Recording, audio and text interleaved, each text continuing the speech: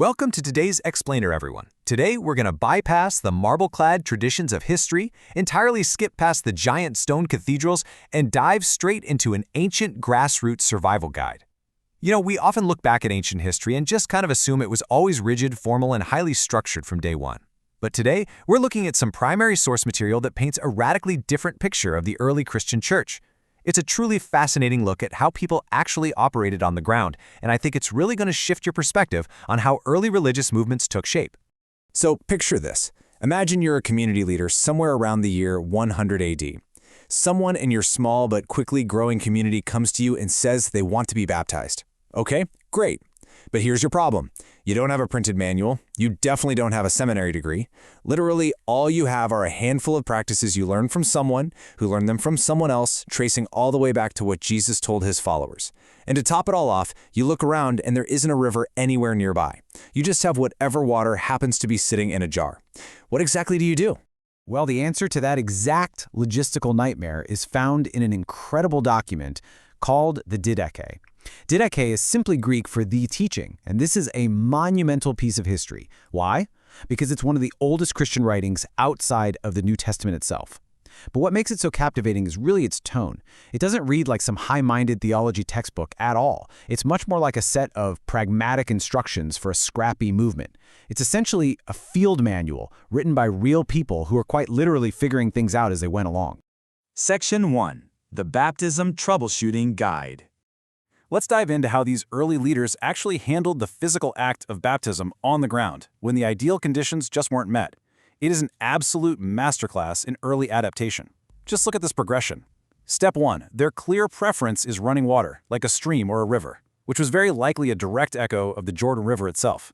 But the moment that's not available, the instructions don't panic, they just adapt. Step 2. Still water? Perfectly fine. Step 3. If you can't do cold water, warm water's fine.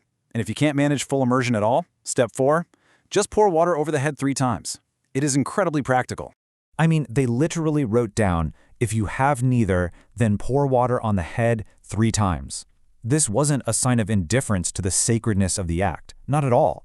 It highlights their absolute realism about the world they were actually living in. Keep in mind, this was a time when gathering conspicuously at a river could draw the wrong kind of attention. It could be outright dangerous. They had to be adaptable to survive and practice their faith. So it basically boils down to this comparison.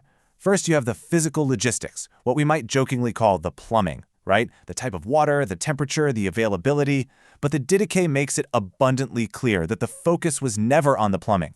The focus was entirely on the naming, the words spoken over a person, Father, Son, and Holy Spirit, signifying their entrance into a whole new identity. The physical resources were negotiable. The spiritual intent was absolutely not. Section 2. The scattered grain metaphor. And just like with baptism, the early church used the gritty physical reality of their world to explain incredibly deep concepts around the Lord's Supper. The Didache actually preserves one of the earliest prayers we have for the bread. It reads, "Just as the wheat that became this bread was scattered upon the mountains and has been gathered together and become one, so may your church be gathered." This offers us a wildly vivid image. Think about how grain actually grows in that region. It doesn't all spout in one perfectly tidy, prepackaged flat field. It's scattered across rough hillsides, planted here and there, each stalk growing in total isolation.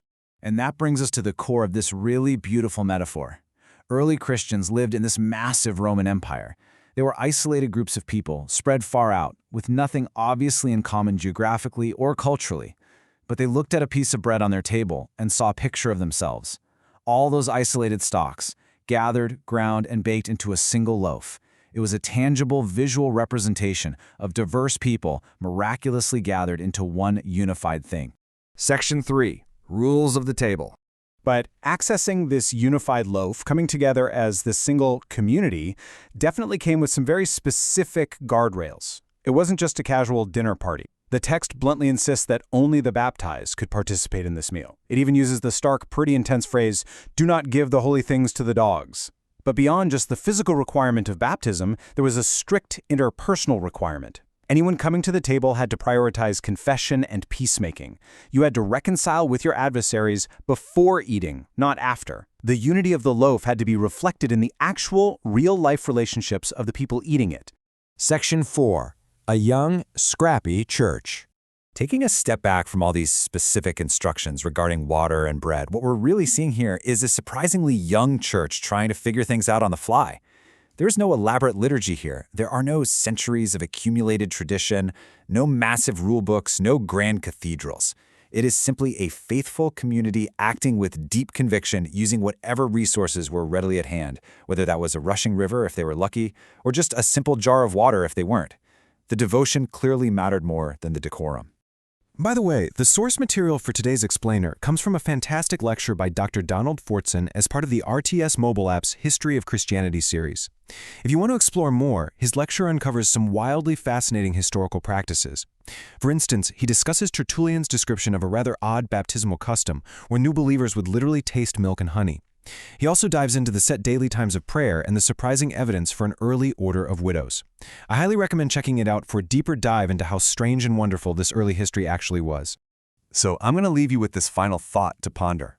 If the very roots of this massive historical movement were this incredibly flexible, this profoundly pragmatic and adaptable, what else have we totally misunderstood about the reality of ancient history?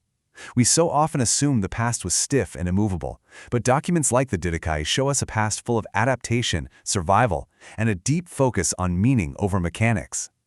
Thanks for joining me on this explainer, and keep questioning what you think you know about history.